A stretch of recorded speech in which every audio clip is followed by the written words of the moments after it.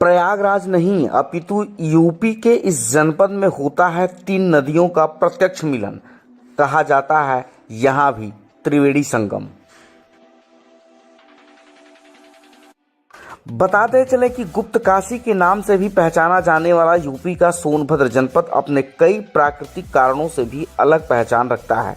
वह चाहे भगवान ब्रह्मा की तपोस्थली हो, भगवान राम के वनवास, भगवान शिव के अज्ञातवास, मार्कंडेय, कण्व, च्यवन जैसे ऋषियों की साधना का केंद्र, अज्ञातवास के दौरान पांडवों की मां कुंती की प्यास बुझाने वाली सोनभद्र की धरा, काफी कुछ रहस्य समेटे हुए हैं। तो इसी तरह जनपद में एक अन्य विषय भी रहस्य, रोमांच और आस्था का संगम बना हुआ है। हम बात कर रहे हैं त्रिवेणी संगम से पहचान बने 3 नदियों के मिलन की। आपको बताते चले कि सोनभद्र जनपद में रेणुका नदी और विजुल नदी का मिलन जनपद में चौपन क्षेत्र स्थित महलपुर में होता है, जहां से तीनों नदियां आगे बिहार के रास्ते पटना में जाकर गंगा में विलय हो जाती हैं।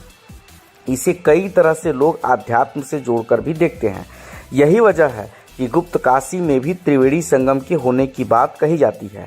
बड़ी बात, इन तीनों नदियों का जल भी कभी नहीं सूखता। प्राकृतिक द्वारा प्रदत्त यह नदियां जब से वसुंधरा पर प्रभावित हो रही हैं, कभी भी इनके जल पूरी तरह से आज तक नहीं सूखे। तो इन नदियों के तटीय क्षेत्रों में आज भी कई बड़े धार्मिक आयोजन होते रहते हैं।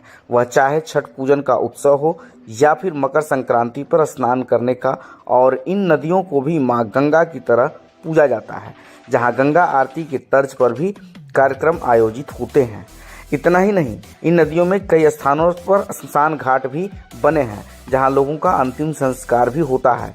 खासकर जहां से तीनों नदियों का मिलन हुआ है, चौपन में सोन पुल के नीचे इसका सबसे अधिक विस्तार स्वरूप है। वहीं संबंध में लोकल 18 से खास जानकारी देते हुए विषयों के जानकार रवि प्रकाश चौबे ने बताया कि सोन त्रिवेणी संगम का वर्णन रामचरितमानस में तुलसीदास जी ने भी किया है। इसके अतिरिक्त अग्नेय पुराण और काशी खंड में भी इसका जिक्र किया गया है। सोनभद्र को गुप्त काशी, आदि काशी, अनंत काशी के अतिरिक्त इस जनपद को सोनांचल और ऊर्जांचल इत्यादि नामों से भी जाना जाता है। यह जनपद मिर्जापुर, वाराणसी और प्रयागराज से सटा हुआ माना जाता है। विंध्याचल के तर्ज पर इस जनपद में भी विंध्य पर्वत के होने का उल्लेख मिलता है। आइए अब लेकर चलते हैं आपको रवि प्रकाश चौबे के पास और सुनाते हैं जानकारी देते हुए और क्या कुछ खास बताया इस संबंध में। नमस्कार। सोन त्रिवेणी संगम, जिसकी महिमा त्रिविध ताप त्रासक त्रिमुहानी, मिले महानद सोन सुहावन इत्यादि जो है रामचरितमानस में तुलसीदास जी ने भी वर्णित किया है। आप अग्नेय पुराण में भी आप देख सकते हैं, काशी खंड में भी देख सकते हैं। यहाँ सोनभद्र जो गुप्त काशी, आदि काशी, अनंत काशी, सोनांचल, ऊर्जांचल आदि नामों से यह क्षेत्र जाना जाता है, जो मिर्जापुर जनपद, काशी क्षेत्र, विंध्याचल, प्रयाग से लगा हुआ का क्षेत्र है। और यहाँ पर सोन नदी, रेण नदी और बिजुल नदी, तीनों नदियाँ एक साथ मिलती हैं। सोन दाहिने से आती है, बिजुल जो है बीच में है और रेणुका जो है बाएं है। तीनों नदियों का ऐसे संगम है, जहाँ पर शिलाएं भी आज के डेट में भी मौजूद हैं, जहाँ सप्तऋषि और आप कह सकते हैं 7 शिलाएं हैं।